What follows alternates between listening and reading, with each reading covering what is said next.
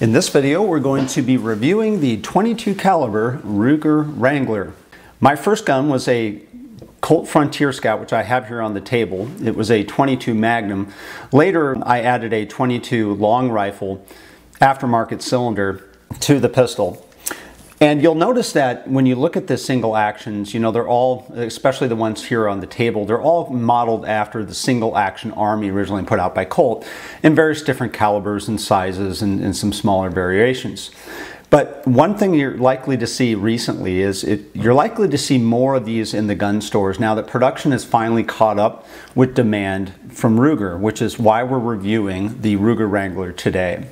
When you look at the construction of this gun, one of the things that's going to stand out to you is when you look at the price of the gun, you're going to notice that it's pretty cheap. Currently today, the prices for the Ruger Wrangler are around $200.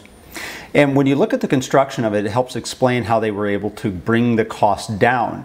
First off, it was constructed with aluminum alloy frame using CNC practices. They also used a zinc casting grip frame and metal injected molding components. So to help bring down the price of the production so that a lot of people can now buy this in a very affordable manner compared to traditional costs of single actions as well as .22 caliber single action revolvers.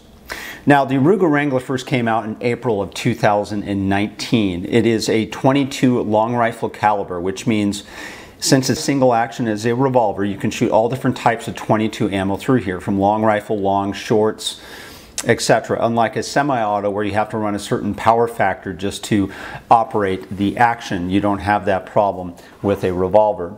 As I indicated before, the frame is made of a cast aluminum alloy with a Cerakote finish.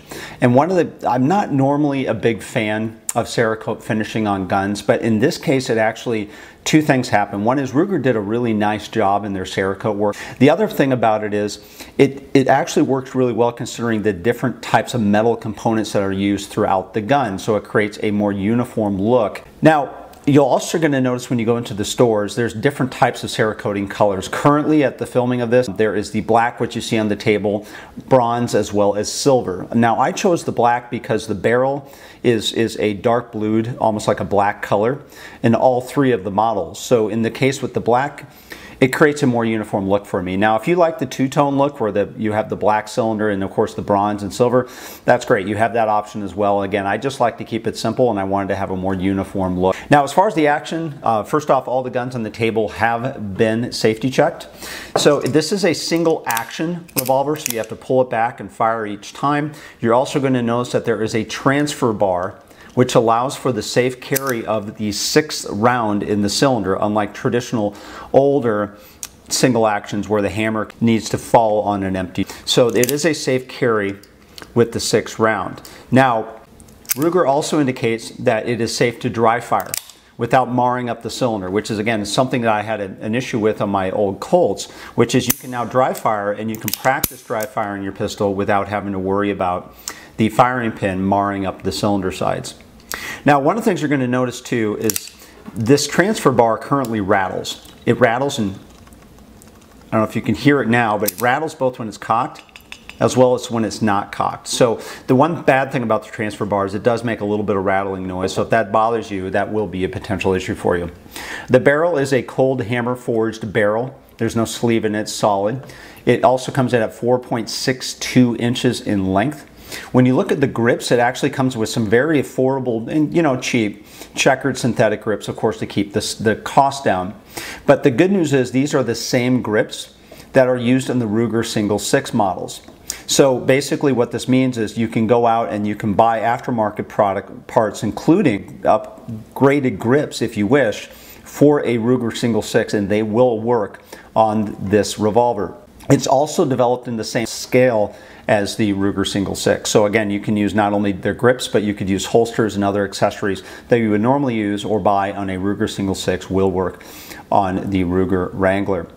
As far as weight is concerned, and we'll go ahead and put it on the scale here, it comes in about 1 pound 14 ounces, or in this case 30 ounces. So if you look at that compared to, for example, my old Frontier Scout, this comes in at 1.8 8 ounces, so it's 6 ounces lighter in weight. And just for comparison, I also have a new Vaquero on the table that comes in at 2 pounds 9 ounces. So you can see some of the weight differences between the two. So it's not too heavy, but it's also not too light. It's actually a pretty good balance weight-wise. As far as the cylinder, you're going to also notice the cylinder is solid and not fluted, so it is an unfluted cylinder. So if you look at the traditional single actions, you're going to see the fluting, and of course to save cost, they made this a solid cylinder. It also has some other nice qualities as well. It has recessed chambers on there. Some 22s don't have that. And it's also made of a chromoly steel with a black oxide finish, which is what you're going to see in all 3 of the models. Now, one of the things you're going to notice is when you lift the loading gate, and by the way, the loading gate is very stiff. One of the things that people complained over and over again is about how stiff these really are. And again, it's not that big of an issue unless you're doing a lot of shooting. If you're doing a lot of shooting, this will become an issue for you. I don't know if it lightens up over time. Nobody that I know of has reported that they have, but again, it is an issue there. But one of the things you're going to notice is, unlike a traditional, for example, single action where you have to half cock it and then swing the cylinder and the cylinder clicks, that's actually something that's different with the Ruger. In the case with the Ruger, all you have to do is open the loading gate and the cylinder will actually move in both directions. And there's also no clicking sounds as well. So that's one of the differences. Now, the other nice thing about this is you can easily remove the base pin and remove the cylinder for easy cleaning as well, which makes, again, one of the benefits. And again, you can see the recessed crowns. Again, it makes it very easy and easy to disassemble, to reassemble. All you have to do is put the pin back in, cock it, and it's ready to go. Now, as far as the sights are concerned, it's a typical single action sight model. So in this case, it means that you have the front sight blade, which is fixed, as well as the back strap frame cut, which you'll notice in the back here as well. Now, one of the things that I do commonly when I'm shooting a revolver like this is I will touch up or paint the front sight blade. And one of the things that I use for this is I always keep in my shoot bag a small bottle of Rust-Oleum Appliance touch-up paint. In this case, the color is white that I used for this gun. But you're going to hear some people, and you might even see it yourself, depending upon how good your eyesight is. It's kind of hard to see the front sight blade or see the sights on this revolver, especially if you're firing in low light conditions. So one of the best recommendations I have is get some touch-up paint and then touch up the front sight blade, and it's going to help you be able to pick up your sights a lot quicker and ultimately hopefully help improve your accuracy as well. Now, as far as the hammer and the trigger, they are both metal injection molding. That's why you see the color in contrast. There's also a checker pad on the top of the hammer. Now, as far as the trigger pull on my Lyman's gauge, the trigger pull currently comes in around 4 pounds 6 ounces, and the action's kind of stiff for a new revolver out of the box. And you'll also notice that when you compare that, for example, to the cocking pull mechanisms of the other single actions, it comes a little bit stiffer than you're going to typically see out of most single actions. You're also going to notice that there's only a 2-click when cocking the mechanism. So in that contrast, for example, to the old traditional Colts, and for those of you who know this, 2, 3, 4, it will always have 4 clicks, so the C-O-L-T, right? That's the common thing that people will talk about. In this case, that's one of the contrasts here too, is you only have 2 clicks as opposed to 4 on the Colt. Now, as far as accuracy is concerned, so I took this out to the range the other day, and I fired some groups at both 30 feet as well as 70 feet using some Federal Auto Match ammunition. And one of the things that struck me initially was I wasn't that overly impressed by the accuracy, and I thought, well, could it have been the ammunition or is it the gun? So one of the things I did is after I fired this group, I went ahead and cleaned up the gun as well as ran some oil through the barrel, and then ran some various different types of ammunition through the Wrangler to see how they actually compared. So can I isolate where the issue is and what is the best ammunition for it? So the first ones I ran were the Cci Quiet 22 and 40 grain, and you can see the grouping here. The second group I ran was the more commonly seen bolt pack Remington Golden Bullet in 36 grain. Again, not that impressive a group, all these at 10 yards. Then I ran the Cci Mini Mag, the 36 grain hollow point. You can see the groups tighten up significantly here compared to the other two. And then for contrast, I ran some Winchester Super X 40 grain hollow point. Again, not very impressive. As well as the Federal Auto Match 40 grain, which again was not that impressive of a group. So on this target, the best grouping I got was out of the CCI mini bag 36 grain hollow point. Now I also tested a few other types of ammo in here. I also ran the Cci Stinger, the 32 grain hollow point, and again, not that impressive of a group. The Cci Velocitor 40 grain hollow point, and again, not that impressive of a group there as well. The best group out of all of them I got was out of the Federal Premium Gold Medal Target. That's the 40 grain soft point, or the solid point. And you can see there it's a pretty tight group within about 2 inches. And then down below, you're going to also notice 2 additional groups. And both of these were ran with the CCI Standard Velocity 40 grain solid points. Now the first one was through the Ruger Wrangler right here, which again is a little bit spread out, not too bad but not too good. But just to contrast how that compares when you fire it out of a different gun, I also fired a group out of my Ruger Mark IV. Now this is the light version that I've done a previous review on. So this is, even though it's an accurate pistol, it's not quite a target pistol because it's a lighter version as opposed to the heavier barrel, which typically will give you a little bit better accuracy. But this is the group I fired the exact same load, exact same set out of the Ruger Mark IV as opposed to out of the Ruger Wrangler.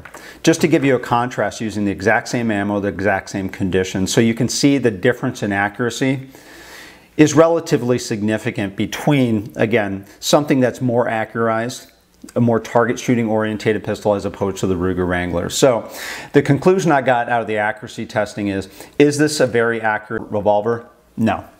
It's actually not. It's got okay accuracy, and depending upon the types of ammunition you want to fire out of it, the mini mag or the Federal Premium Gold Medal, yeah, it can be more accurate, but the reality is most people are going to be firing this revolver using any types of .22 ammunition that they have. So the reality is the bigger groups that you're seeing for the other types of loads are more likely what you're going to be getting out of the Ruger Wrangler. So again, you get what you pay for, right? This is not a target gun, but it is good for fun.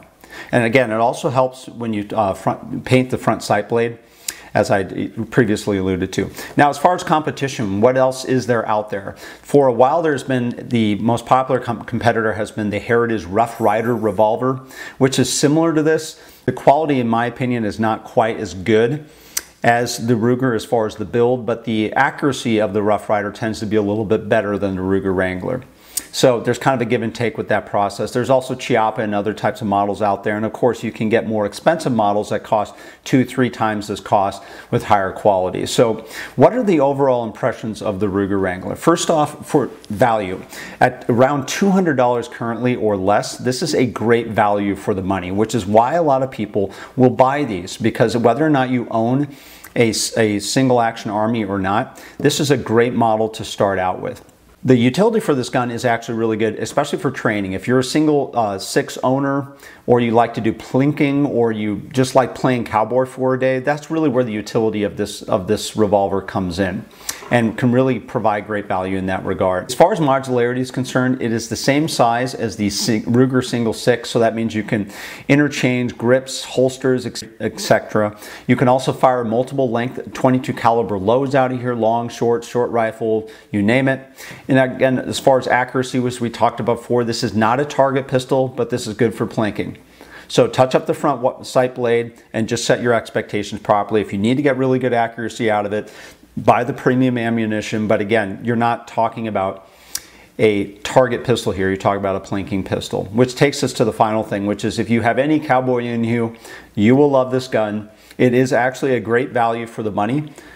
And again, you get what you pay for. And again, the Ruger quality is actually very good, short of the fact that a lot of people would like it to be a little bit more accurate. For the money, it's actually a great deal. If you like this video or want to subscribe to us, please subscribe on YouTube, and thanks for watching.